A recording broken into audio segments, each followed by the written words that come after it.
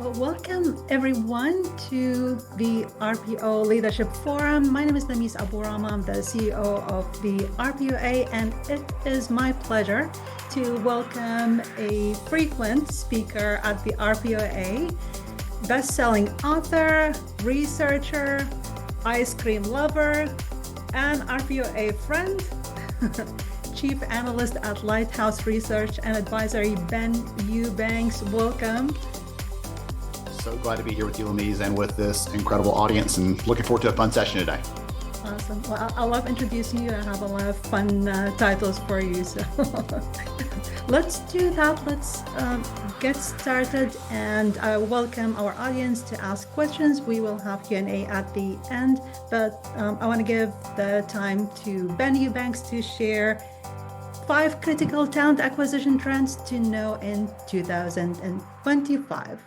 All right. Thank you, Lamise. So, all right, everybody, I'm going to dive into this. I'm going to share with you some data, some stories. I've got a really incredible case study from the team over at Enterprise Mobility, or we were working with them recently on some things. And so really excited to share with you today. And my hope is you're going to walk out of here, or click out of here maybe, with a couple of ideas, a couple of new ways of thinking about what's happening in the market. I'll shed some light on some of the big challenges I'm hearing from all the employers I'm talking to, but you're welcome to, again, ask questions, chime in as we go if you'd like to, and we'll get you in here, we'll get you out of here, and get you back to your day a little bit more educated than you came in. So I'm going to start off with a story because I'm a sucker for a good story, and I want to set the stage with this. The attitude that we have affects the outcomes we get. I'll say that again for those of you in the back. The attitude that we have when we're facing a situation affects the outcomes we're gonna get. So there was a couple of friends of mine years ago. There was an airline that flew in and out of Huntsville, here where I live, and they ran a special where if you brought in a certain number of cups from a fast food restaurant, then you would receive a free ticket. And these guys kind of chatting about it one day, said, what if we did like a couples trip with our wives? We could get all these cups and do a free trip, but it was going to require a whole lot of cups to do that. So they decided to do what any enterprising young men would do, and they started dumpster diving. So they went to every Wendy's in like a 20-mile radius, jumping in the dumpsters, pulling these cups out, washing them off, and turning them in for these tickets. And they've been doing this for a few weeks. And one night they're in there, and a police car pulls up. I mean, they're digging after Wendy's is closed. So it's like 1 a.m. Police car pulls up. All right, guys, come out of here. What's going on here? And before the cool-headed one can respond, the hothead says, it's none of your business. And then he finds himself in handcuffs and sitting in the back of the police car, kind of stewing it over. And he's okay, try again. What are you guys doing here? He's like, listen, we're just trying to do this. Here's the competition. We're trying to get these tickets, and we're just dumpster diving for this. He's like, what do you get permission? No. Okay. So he sends them on their way, lets them go. And ultimately, again, the lesson there is the one for us today when it comes to some of the challenges we're facing in talent acquisition. Some of the things that we're seeing, the struggles we're having, the leaders I'm talking to right now are saying, listen, in some ways it's harder than it's ever been before to do hiring today.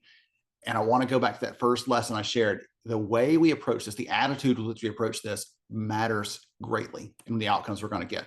If we approach this with a little bit of disappointment, resentment, if we're just, bothered by this, then we're going to end up probably unhappy with the results no matter what we do.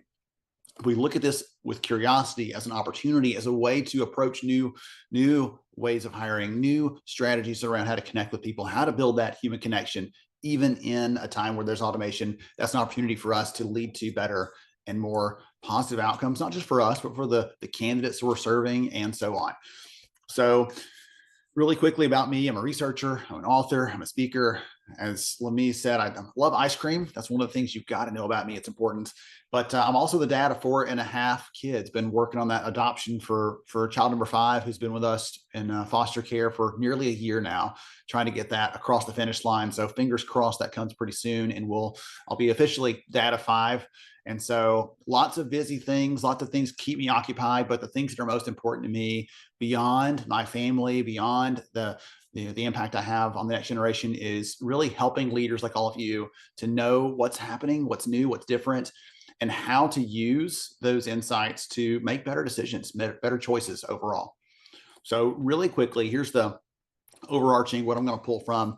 I'm going to share a couple of key trends, and I'm already telling you something that's not true. It's more than 3 trends. All right, fair warning.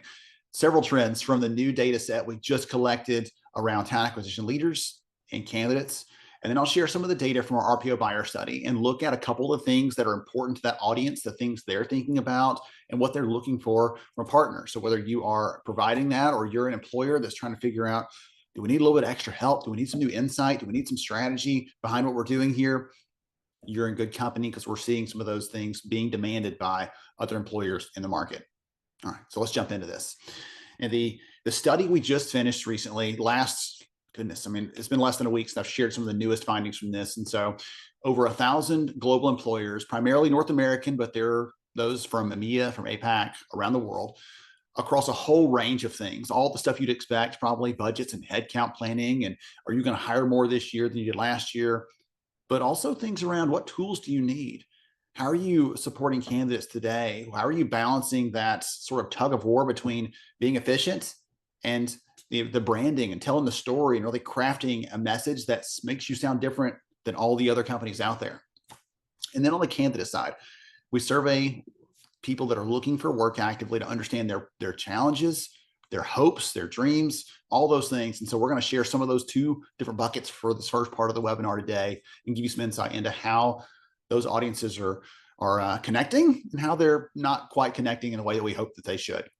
And the companies using the research that we share run the gamut, all these industries, company sizes across the spectrum. This is just a small snippet of that. But again, if you're learning from some of the things I'm sharing today, you're in good company because there are companies everywhere using these things we're sharing to make better decisions, to know how to support their people and to know how to support the candidates at the end of the day. So our first theme that I want to touch on is this is the year that candidates are fighting back to some degree. So all of us have ATS tools, we have CRMs, we have these other pretty sophisticated pieces of technology to allow us, when someone applies, we can acknowledge them, we can let them know what their status, we can let them know when the job is closed, they made it, they didn't make it. All those things today in virtually every applicant tracking system I have seen are pretty easy to automate. And yet we don't. As employers, we don't use that all the time. We don't use those tools to do that. And because of that, candidates are like, everybody, I'm almost tired of talking about the black hole because everybody knows about it, but candidates feel like there's no opportunity for them. There's not a chance for them to connect with a real person. There's not a chance for them to be considered. Did the company even look at my resume or not? I don't even know. And so that's one of the things that they're using to try to fight back. And I'll show you one of the ways they're doing that in just a moment. But you see here on screen, these words here are actual words drawn from this research. We asked them to describe what the hiring process is like today, and there are things in there you'd probably expect, right? Tedious, frustrating, challenging. These are the PG words, by the way. I had to strip out some of the words they used because they were not appropriate for public sharing. But there are some real frustrations there, and it's hard to blame someone, honestly. I have respect for people that are trying to find a job, support themselves, support their family. I can't discount or fault them for that. But at the same time, they're creating problems for all of my friends out there trying to hire today, and it's creating real struggles. So one of the ways they're doing that is they're using AI tools to automatically apply for jobs. I'll show you how in just a second, because that's creating this challenge. I was speaking with an employer recently, and they were telling me they used to see about 20,000 resumes a month. Global company, massive organization, about 20,000 resumes a month. Now they're getting 20,000 resumes every 2.5 days. And that throughput of resumes is creating a very cluttered funnel. It's making it very hard for them to be able to hire because they just can't keep up with the volume. When they post a job, they know, listen, we can only consider the first 50 the first 50 resumes, the first 20 resumes that come in. We can't even look at all of them. And what if the best person, if we look at the first 20 resumes, what if the best person was resume 21? But we couldn't even consider it because we're just so overworked and strained. So AI is creating a problem there because candidates are using it to apply. They're using it to do other things too. And when I talk to talent leaders, almost always when I'm sharing on this, like, yeah, but we can tell when candidates are using AI to apply. We can tell when it's an AI generated resume. Not so, actually. The data prove otherwise. So we ran an experiment where we showed talent acquisition leaders like all of you a set of different resumes and said, which one of these were generated by AI? And 86% of them got it wrong. Only 14% picked the resumes that were actually AI generated. The rest of them missed one or both or all of them and didn't get that. So we're not as good as we think we are overall, number one. And number two, more candidates are going to start using this. These tools are in the news, and that's going to drive more candidates to feel like they need to do that. It's like an arms race. Well, if they're doing this, well, I'm going to have to do that just to keep up and just stay competitive. And that's a real challenge there. And there's this weird nuance in there where I talk to some companies, and you may be one of those leaders that hears this and says, well, listen, they're using AI. That's pretty smart. That's enterprising, right? They're using the available tools. And I can agree with some of that. Okay. I can go that way, but only to a certain extent. If they're using it to practice an interview, if they're using it to maybe even apply, I could probably get behind that. But when it comes to answering questions and assessments, or giving them the answers to a test or to an interview and reading off a teleprompter, those sorts of things, that starts to edge over into cheating, in my opinion. And that creates a real issue if you hire someone who looks, sounds, feels competent in the interviews, and they show up and they can't do that job. There was an organization I spoke with just the other day that ended up doing that, hiring someone in and realizing when the person started that they had paid someone else to take the interviews for them. So some real problems there.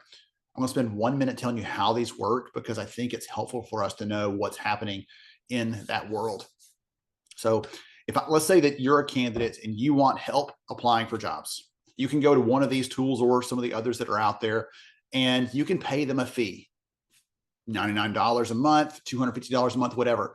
If you want it to apply to 1,000 jobs a day, you pay $250 and it goes and does that for you automatically. It scans these different job boards and just applies for jobs endlessly on your behalf.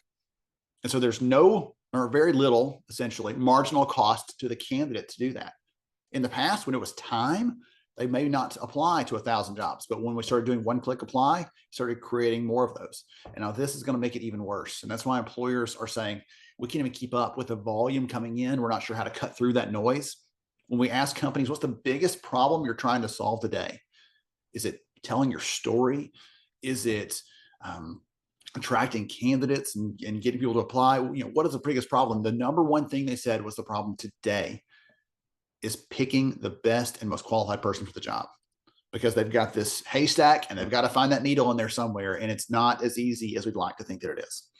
So candidates are using AI. It's creating challenges for employers. Companies are using it too.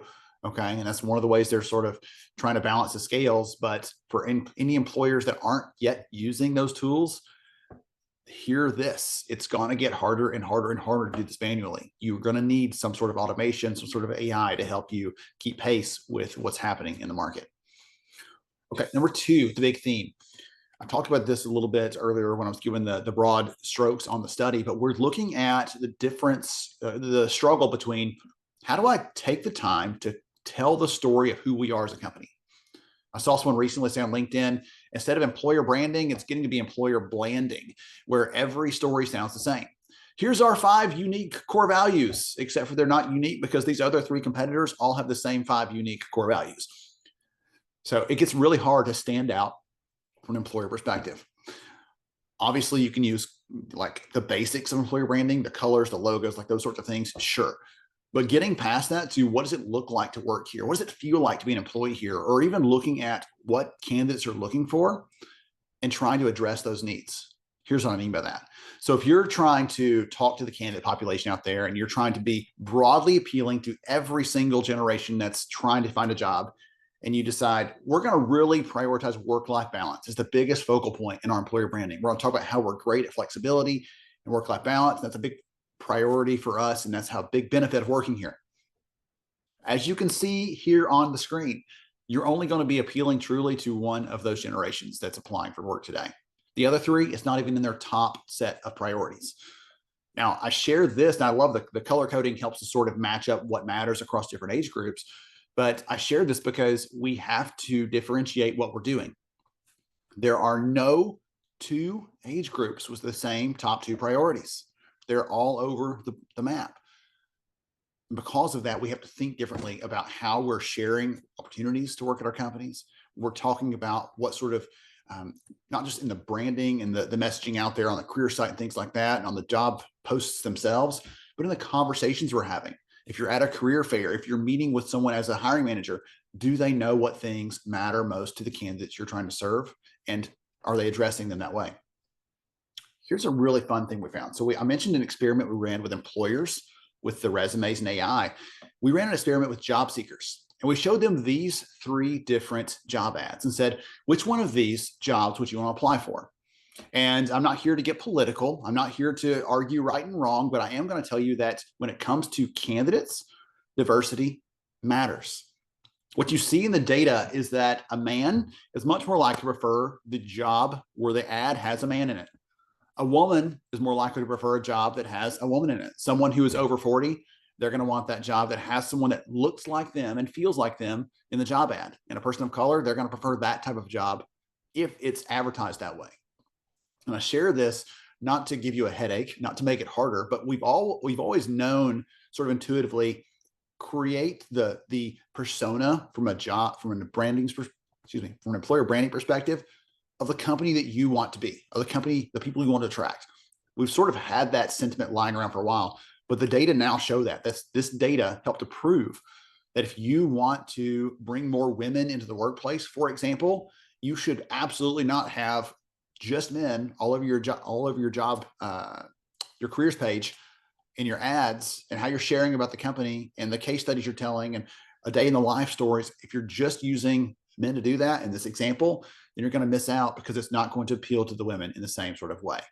So talking about some of these sorts of things makes me wonder, well, how do candidates feel about the brands we put out there? Okay, I spoke with the head of employer branding at Staples a while back, and he said something to me that just stunned me. He said, when someone thinks about a job, no one thinks about Staples. Okay, unless you got a family or a friend that works here, no one just thinks about us. He said, it's my job to get them to consider us. And so he spent a lot of time strategizing, thinking about how to get their stories out there, how to make sure that they were featuring and making it clear and plain what their employees were doing so that people would be curious and want to know more about what opportunities existed, because it's not just working in a retail store. There are all sorts of logistics and operational support behind the scenes that no one really sees from a consumer context. From that, I was curious, how often do candidates really believe the stories we're telling? When I was a recruiter, I used to tell a story about the culture at the company I worked for and how important it was and how much we cared about people. And I always felt like if a candidate was coming from a place that treated them poorly, they were going to hear that and sort of filter it through their experiences and think, is this really true? And if they came from a place that was great, they may believe it was also great to be at that company. We asked candidates, though, only 17% of them say that they think the employer brands that are shared with them are very honest. The other 83% are like, it's sort of true, or complete hogwash. It's not even true at all. That's an uphill battle for us, isn't it? If we've got to tell a story to an audience that already is expecting it to be somewhat false, their guard's up, they're not sure what they believe. So we ask candidates, how can employers be more authentic? How can you be more honest? How can we try to bridge that gap and let them not just hear us, but feel that it truly is different at our organization when we're talking about how we treat people or about our values? This doesn't sound like everyone else. What can we do to stand out from the sea of sameness? And candidates tell us, well, keeping us updated on their applications. My content here is a little bit big for the slide, sorry. Keeping them updated on application. Clear information about career growth is the second one. Transparency about company culture and values. Sharing real employee stories. Right? Those sorts of things allow a company to overcome that belief gap, that trust gap that exists there, and start connecting with people and hopefully leading them down a path to considering a job at the organization. So we can go really, really deep there, but there's a couple of things for you, a couple of ideas to think about when it comes to revising how you talk about what you do and the way you talk about it to candidates if you want to appeal to a broader set of them day to day. And then the last one here, the big theme here that I wanted to wrap on this portion of the content is, right now, it's an employer's market. The data are all over the place. There's even arguments that the way we calculate unemployment is outdated and not helpful anymore because it's just, right, we have unemployment, it's still historically low. But at the same time, any number of us can point to a handful of people we know that are out of work and looking actively and may have been looking for a long period of time. And so employers right now hold a lot of the power, and this pendulum swings always. Right? There was a period of time in 2021, 22 where you couldn't hire someone without bumping your pay rate up to what would be considered by your compensation team something outrageous. And yet you had to do it in order to hire. And today that's shifted back to power to the employers. But at the same time, we are out of sync. We're not connected on the things that matter most to candidates. And I'll show you what I mean in just a second. I'll show you the data on that. And in addition to that, we're actually looking at this data set of employers, this subset of companies that are very proactive, that are talent advisors. They're not just order takers. They're not just sitting back waiting for requisitions to come in. They're leaning forward saying, how can I partner with the business? How can our talent add value? What can we do to make work easier for everyone else here? And we see some very different ways those companies approach the world, their work, and the results they're getting as well. I'll share some of that shortly. And here's a fun little just practical takeaway for you. I had a chance recently to interview Paul Norman on the podcast. And Paul used to be the head of talent acquisition for Wyndham, the big hospitality chain. And so I was talking to Paul about, what's your advice for someone trying to just be better at strategic hiring? He said, one of the simplest things is when you are having a conversation, about to open a requisition for a hiring manager, and that hiring manager says, listen, I need 4 years of experience minimum. I've got to have 4 years of experience on this. Instead of just taking that and walking away and potentially creating these long delays in the process, when you bring them someone that when you're only looking for that, say, okay, so you're saying 3 years would be completely out of the question. Well, maybe 3 years would be okay, but definitely not 2. Okay, great. All right. That may open up the pool, the population we can recruit from. But he talked about that sort of contracting, consulting back and forth with the hiring managers and creating a dialogue there instead of just taking everything and just walking away. And that's an example of what I mean when I'm talking about these proactive employers. I'll share the story of Enterprise and what they were doing on that, one of their strategies for reducing time to hire, because it's a pretty compelling story. And because I heard it from Sarah Falpel over there, who's brilliant and fun and all those good things. So employers are missing the mark. I shared that. Here's what I mean by that.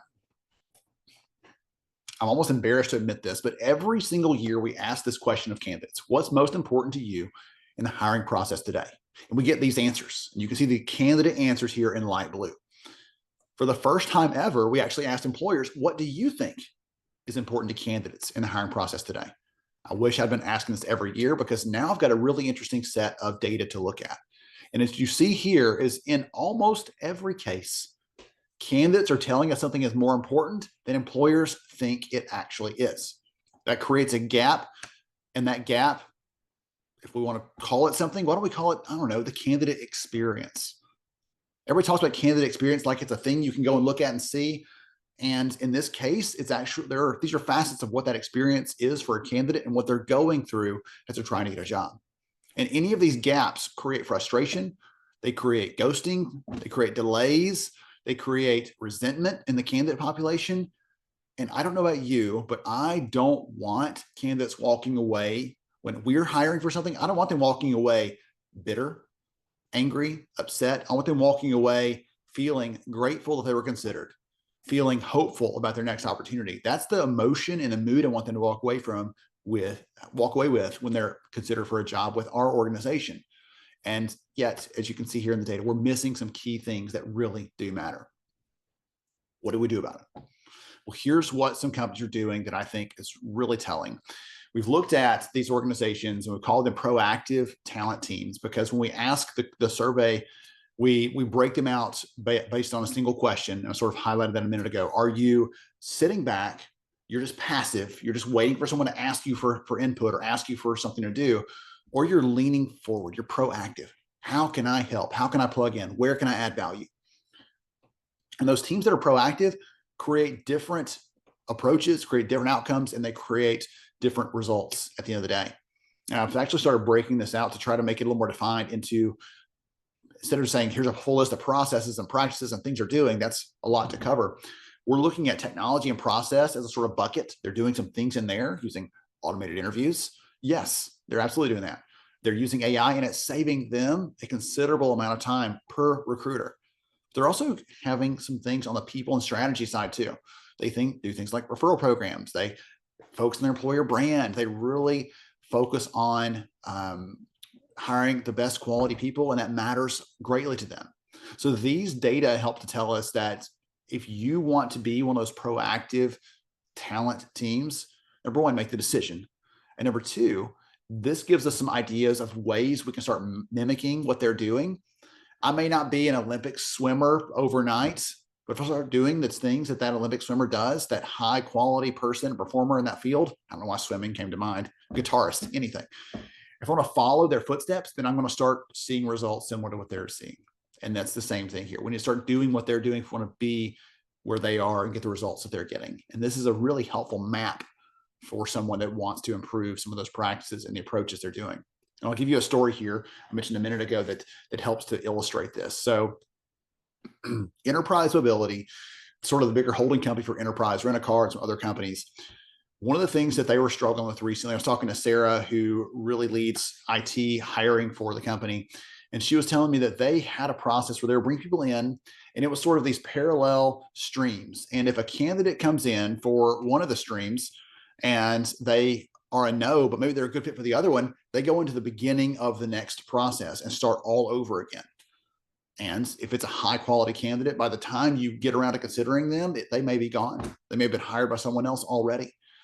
So they were trying to figure out what can we do to shorten this. And so they created a new process where the hiring managers sort of screened an initial set of people, said those are good, put them in a group interview. And the hiring managers had to let go of that sense of control they have. They didn't get to run the interviews. They didn't get to pick the ones they wanted. They sort of did that first screen, and then in that group interview, they got to see everybody and how they performed. And then they parsed them out after that to figure out which ones were going to move on with the company. But because they didn't have these three separate streams like we did at the beginning, it was much faster, saved them time. And ultimately, even though they were giving up some control, the hiring managers were more satisfied because they were not missing out on some of those key candidates. They were in the first situation because they were faster to hire, and they were more responsive and connected into what was happening in the process. They gave a little to get a little, and it ended up working out really well. So I love that story. And I love that example because it's a way that we can think differently about some things that should be completely unchangeable. Hiring managers decide this and it's unchangeable, and that's their saying is law, their word is law. But as we see, sometimes we can adjust that thinking. We can change that thinking. And that's a good segue here to talk about for just a minute about some of the data we saw in the RPO study, because talent teams want to innovate, just like enterprise. They want to innovate and do something new, something different, better results, better outcomes. And they're not always sure how. They don't know always which way to go, what to change. And what we see in the data is that when employers are working with RPO partners, that's one of the key benefits they cite. So the data I'm going to share with you really quickly, a couple stats here, come from our study that we did last year with the RPO Association. Incredible team helped make this possible. This is not just Ben's work. This is not just Lamise's work, but so many great people kicked in ideas, shared, sharpened this focus. And this looks at what some RPO users, employers that have an RPO partnership are doing. And here are some of the things that we found in that. When we asked them about priorities they want that RPO partner support, the number one thing is we want help with automation, AI, technology. Help us use these new tools. Be our partner that helps us understand that, because there's a lot of hype out there and companies are saying we need inputs, we need guidance. It feels like the Wild West sometimes. We need someone who's a trusted partner to guide us there. But not just that, they're also looking for hiring strategy, business alignment. I mentioned the proactive piece a minute ago, how important that is, and innovative recruiting strategies. That innovative strategies answer has stayed in the top 3 for several years now. And I shared the story specifically of enterprise as an example because that sort of thing may be an opportunity that could be brought to you by an RPO partner. If you're working with one, they can help you find those areas where there are bottlenecks that you could take away. There are new approaches. Hey, listen, we worked with a company over here. They do this one change and it increased their quality of hire by like 20%, or it reduced their cost to fill, the cost to advertise those openings. It changed their branding. It changed the conversations that we're having with candidates, made them more meaningful.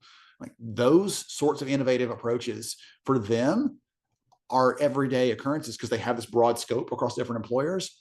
For some of us, it's a lot harder to think about what's new, what's different, how can I approach this differently when we are very siloed into the roles we're in. I was a recruiter myself and ran the hiring function for an organization years ago. And so I know firsthand how hard it is to rise above that when at the end of the day, I've just got to have a person in that job by Friday, and that pressure is on. I know exactly how that feels. You know, I talked a minute ago about candidates and employers, how we're sort of missing the mark there. We're not connected. And the same thing is true here. Some of the things that employers are looking for and hoping for from RPO partners, they're not quite getting. And so you may be a company that falls in the same sort of bucket. We're looking for that innovative recruiting strategy. We're looking for that partnership, and we're not quite getting it as much as we prefer to, as much as we want to. And the same thing on that AI piece. I know that AI is actually curating the headlines I get. So I get a lot of headlines about AI, but it's one of those things that all of us have heard about, have probably talked about, have heard at a conference, have met someone who's really in depth there or done our own learning on that, because it's a key conversation. It's changing the skills we need in talent acquisition today. The emergence of AI is doing that, but it's also creating a lot of confusion, a lot of noise. How do we know what really matters? How do we know what's important? How do we, should we automate all of those things? Should we really? Or should we just do the first part and change this? And so again, those sorts of questions are coming up more and more in the conversation that I'm having with leaders like all of you. I'll tell you this though, this is one of the things that I want to sort of wrap up with. Employers that we talked to in the study were much more likely to say they want their RPO partners that they're working with to leverage and utilize AI than to avoid it. That tells me they see them as a way to help mitigate the risk, to help bring new insight, to help vet some of the technology so they don't have to. I've yet to meet a talent acquisition leader who has enough time to look at all of the talent technology landscape and see all the tools that are out there and evaluate all the ones. It's a second part-time job essentially for them. They need someone that's going to bring a short list of these are 3 or 4 providers we've vetted that can help you solve that. And that's what RPOs are really, really good at. They look at them to cut through the noise, the clutter, the hype, all those things to help them create real and positive results. Now, I started today with a story about attitudes and how we feel about those sorts of things. I'm going to close with this story here because it makes me smile, and it will make you probably gasp in shock and horror, but it's a story that helps me to bring this all to a close. So years ago, there was this fever that was making people very sick, was killing a lot of people. And there were all these doctors were trying to figure out, how do we diagnose this? How do we know who has it so we can try to prevent it? And there was a doctor who claimed he could diagnose this with 100% accuracy. And no other clinician at the time was like, that's not even possible. How do you do that? And he said, well, come on down and I'll show you. So they all come and they're watching, and this doctor goes over to someone who's sick.